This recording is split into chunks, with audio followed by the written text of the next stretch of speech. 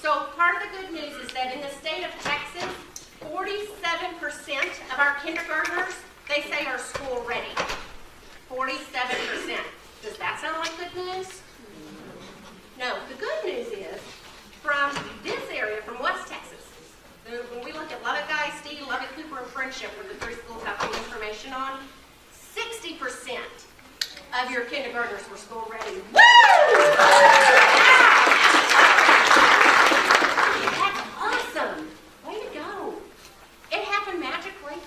There was no work involved. Congratulations. But we know that means 40% of kids are, quote unquote, not ready. And you kind of have to wonder, is the kid not ready for school, or is the school not ready? The other thing you have to know about those numbers is Texas only looks at literacy. We're not looking at any of those other elements. What we really know in reality about school readiness is it's not just about literacy when you're 5. We know it starts even before infancy, right? We know it involves the whole child and not just the part that's learning to read. How important are the social emotional pieces? Make or break, right? Physical development. And then the very last tiny piece is that academic piece. So if you think about that in a pyramid, that where it all starts is really prenatal and infancy. What happens if that piece, or the toddler piece, isn't super strong? What happens to those 5-year-old skills? They don't have any place to sit, do they? So if we want kids to be great 5-year-olds, what does that mean about them as a 4-year-old? We have to meet their needs as a 4-year-old, right? And so what does that mean as a 3-year-old? We have to meet those needs as well, and as a 2-year-old, and as a 1-year-old, and as a newborn. I actually pulled this off an email from Stacy. The prime purpose of being 4 is to be 4. Second purpose is to get ready for whatever's next. So the prime purpose of being 2 is to be 2. Sometimes I think we feel pressure to hurry them along, get them ready for school, but we are getting them ready when we respect and develop those 2-year-old and 3-year-old skills. That's where we need to be functioning. So one way you can do that is through an approach called active learning. So active learning can happen at centers. So if you have kids in the kitchen center or the block center, you have active learning going on in your classroom. It can also happen in a large group. That's the place I see it the least when I go into classrooms, and probably the place that was hardest for me when I was a teacher. But it can happen in large groups as well. Let me give you an example of an active learning experience to help you understand what I mean when I say active learning. Let's see.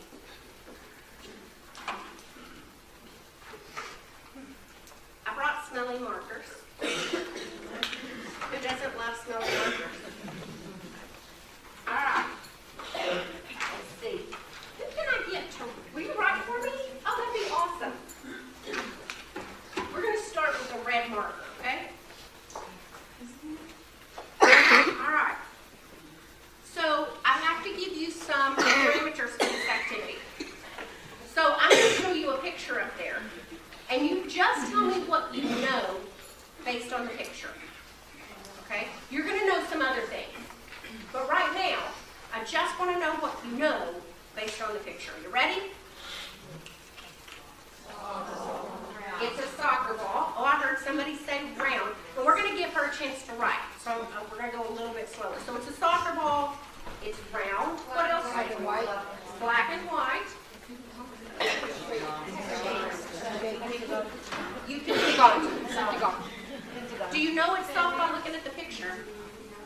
You might not by looking at the picture. You have to touch it when you move. Who else? A circle. There are some pentagons on it. And hexagons. It looks 3D. Yeah. You could play with it, couldn't you? You might know that by looking at that picture. Say that again. Kick it. Okay. We're going to change the color of marker. You can pick whatever color you want. Not yellow. Sorry. You can pick any color you want except yellow.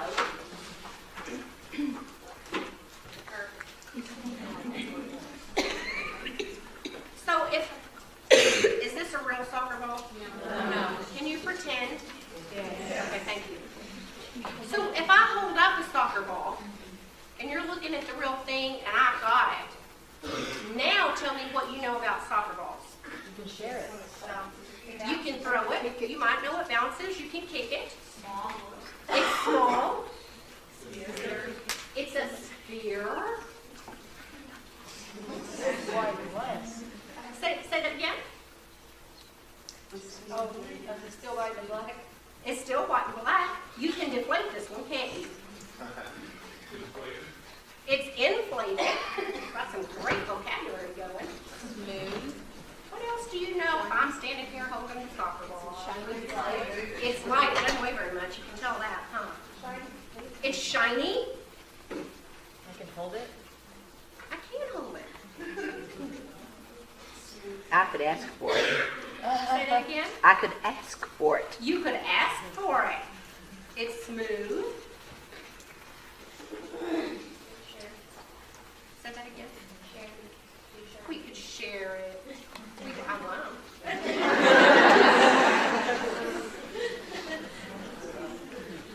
Okay.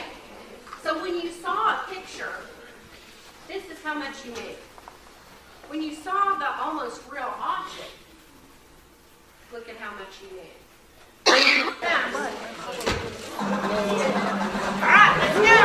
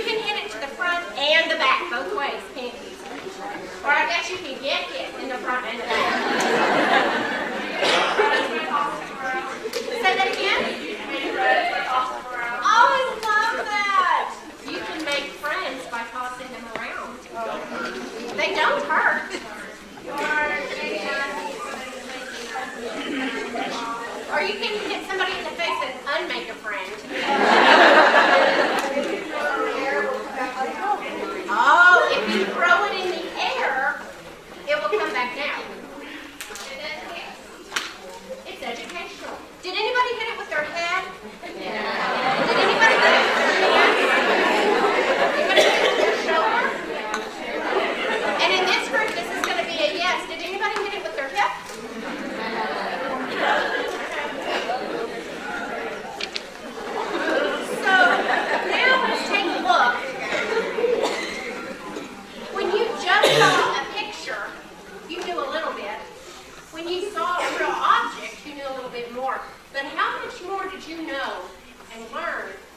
got to put your hands on stuff and really get going.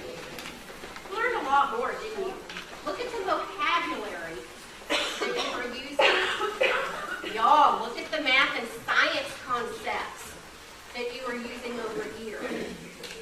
Really, you really were pulling some math and science out of that, learning about gravity, things that come up, come down. Your social emotional skills were in there. I can unmake a friend by hitting him in the face. That was some powerful learning. Way to go. And thank you so much.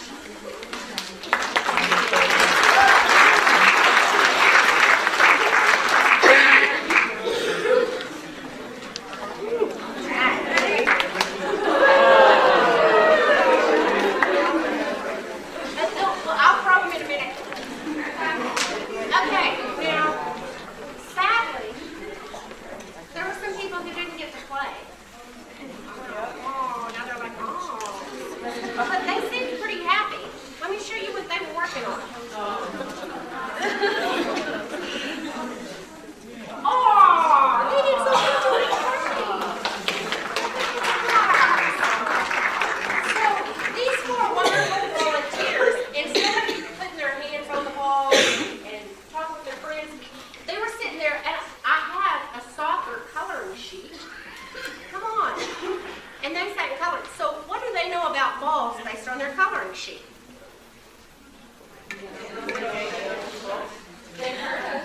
They heard you having fun. Ouch.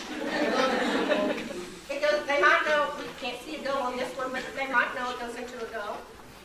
You can kick it. They don't know. Would you say it's like the red, the purple, or the green? The red. So it's not that coloring sheets don't have a place. And they got some fine motor development, didn't they? They did really nice work. But if your goal is for them to learn about math and science, or about social skills, active learning might be a better avenue to do that. So, if you're going to do, went too fast. Scientists even say, they've looked at it, and they have determined if you're going to learn something, it takes 400 repetitions to build that brain connection, unless you're playing. If you're playing, it takes 8 to 20. So how many times do you have to throw the ball up and have it come down to learn, hey, things that go up come back down? How many times do you have to hit it softly and hit it hard to figure out, if I hit it with more force, it goes further to the 20. So if we're just telling people it's going to take a whole lot more time and repetitions, and none of us have that kind of time. So there are 5 ingredients to active learning. One of the things you have to have are some materials. So today our materials were soccer balls. And I have to tell you, I chose soccer because I knew we were going to be interacting with our friends in Ethiopia. And when we were there, I could look out my hotel window, and there was a field about, I don't know how far away, but every single morning they were out there practicing soccer. Every morning. And it was during the World Cup. And so in breaks and tea time and mornings and at night, there would be people gathered in clusters around the TV, cheering and celebrating, whether it was their country team or a neighboring country team. It was amazing. And so it was phenomenal. And I wanted to bring that here and share it a little bit with you to make that connection. So the materials have to be age and developmentally appropriate. The balls we used today were blow-up balls. Would you use that with somebody who's putting stuff in their mouth? Probably not. No.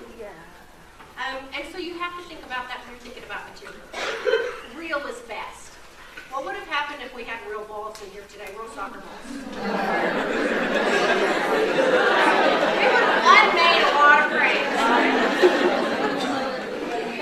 They have to be things that are attractive to children. Kids need to want to put their hands on them, and they have to be allowed to touch things. So if this group was, y'all were like the front line, throwing the balls back into the group. They'd come here, you'll throw them back. They'd come here, you throw them back. What would have happened if I had said, you stop. That's not how you throw the ball. Sit down until you can throw the ball the right way. You don't hit people in the face with the ball. Are they going to explore the ball? Do you know I've heard people call that their teacher voice? That's not my teacher voice. But you have to think about how are you letting kids work with the materials. If it's something that's not safe for them to have, choose a different material. But if it's something that's safe, like a blow-up ball, how hard is it going to hit you in the face? Maybe not that hard. Maybe we can still be friends. Mr. Rogers had a beautiful view on play. And he said that's the work of children. You ever watched, we had fun in here. We were laughing, we were smiling. Have you ever watched a group of kids in the block center? Are they always smiling over there? They're not. They're serious. Yeah. They are like doing some serious work.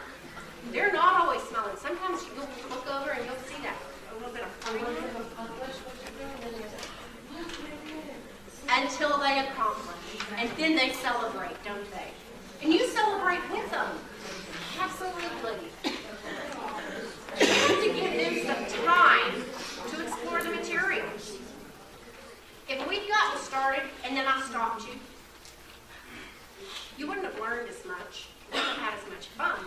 They have to have a little bit of time. But I also know sometimes you're on a schedule. It's time for lunch, you have to get lunch, right? So if you have to stop them from it when they're still really engaged in exploring, give them a transition. Hey, I know you're still really working with these balls. We'll have the balls out again this afternoon. We'll take them outside with us unless the wind's blowing 1,000,000 miles an hour in Lubbock, Texas. We'll have them tomorrow when you come to centers. Let them know when they can expect to have additional time. Children need to be able to choose. Child choice and child voice. I love rhymes. Child choice means they need to know they can choose the materials they want to work with sometimes. They can also choose to play alone or with others. Sometimes it's fun to play by yourself, especially with the super giant ball. It makes a really cool noise when you bounce it. And you can bounce it as high as you want to. It's really fun, even by yourself. So kids need to be able to choose to do that sometimes. And they need to be able to choose what they're going to do and how they're going to do it. That's what I like. So if I told you there was a right way to do the balls, if I said, okay, everybody get in pairs, you're going to toss it to your partner, would that have been the same experience you had today? And how would that have impacted this? Would you have had as much language, as much experience with the math and science or the social concepts? Probably not. We also need to let kids talk. Did you know early on today that you were going to be doing stuff? You probably guessed that because I said, when I need your attention again, I'm going to ring the bell. So that was probably a signal to you you're going to get to talk and do stuff with your friends. We need to give them a chance to do that.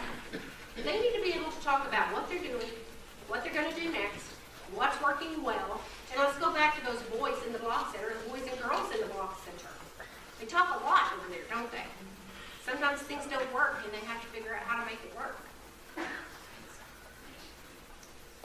We also have to be there to support them as adults.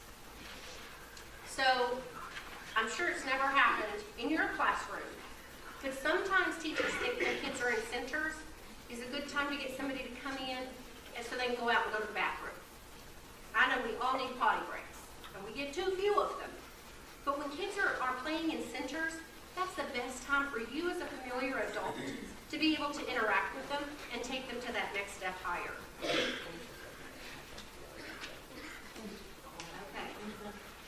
Were there some problems in here? When we played with the balls, I would say yes. Did anybody get smacked by the big ball? Yeah, sorry about that. And this is a quote from me. I hope to see it on slide one day with my face, like Mr. Rogers. Problems are not the problem. It's how we respond to problems that are the problem. So if these two kids are arguing over the ball, they have a problem, don't they? So I can come over and I can say, give me the ball. Y'all can't play with this chair. I'll just take it. Do they have a chance to solve their problem? No. So how is it different if I go over and I say, wow,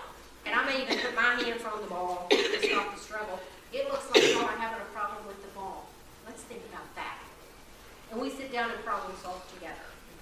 Because when you give children active learning with choices, sometimes they're going to have problems with each other. Sometimes in the block center, the problem's not with each other. Sometimes it's with the blocks. They're building something and it falls. And they build it and it falls. And they build it and it falls. And then they change how they're building it. And what you just watched and what you just facilitated and supported gets kids ready for school. They need to know, I can have a problem, I can solve it, I can figure it out. So problems help us learn new skills.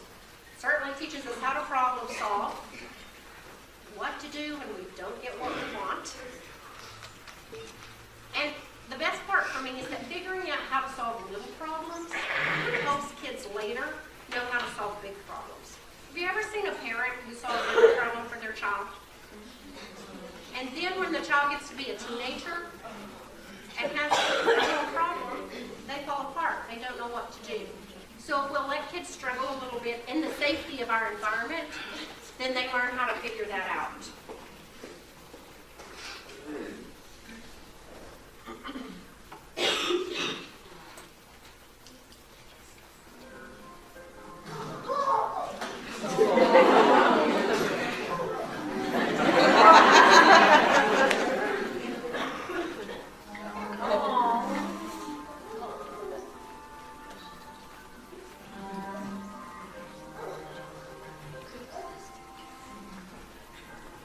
Thinking about that problem, isn't he?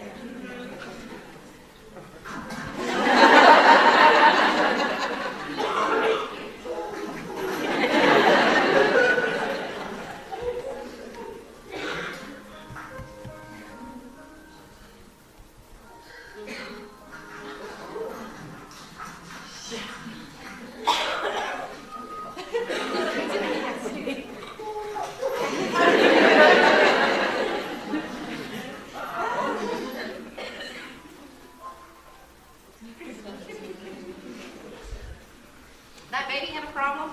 A little bit, huh? Okay. As kids are problem solving, you're going to have to tune in. You're going to have to be present. Sometimes you might mirror their emotions. That can be helpful, or their actions. This is not for you, but you might communicate this to parents. We've got to put our phones down. We've got to quit multitasking and focus on the children that are present. You also have to be responsive to their verbal and their nonverbal cues. Speak to your children as if they are the wisest, kindest, most beautiful and magical humans on the earth. For what they know is what they will become. So I promised you some celebrations. This is going to be our final. Oh, we have door prizes first, right? Do we have two? Is this good? Okay.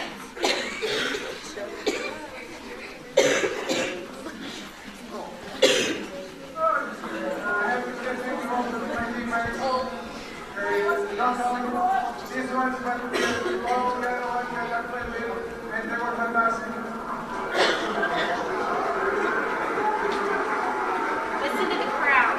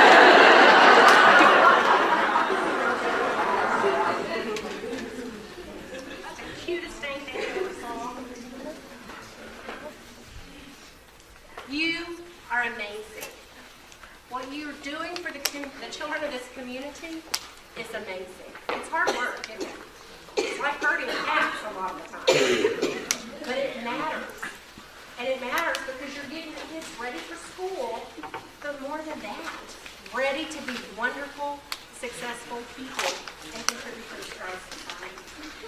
And you are very much acknowledged and appreciated.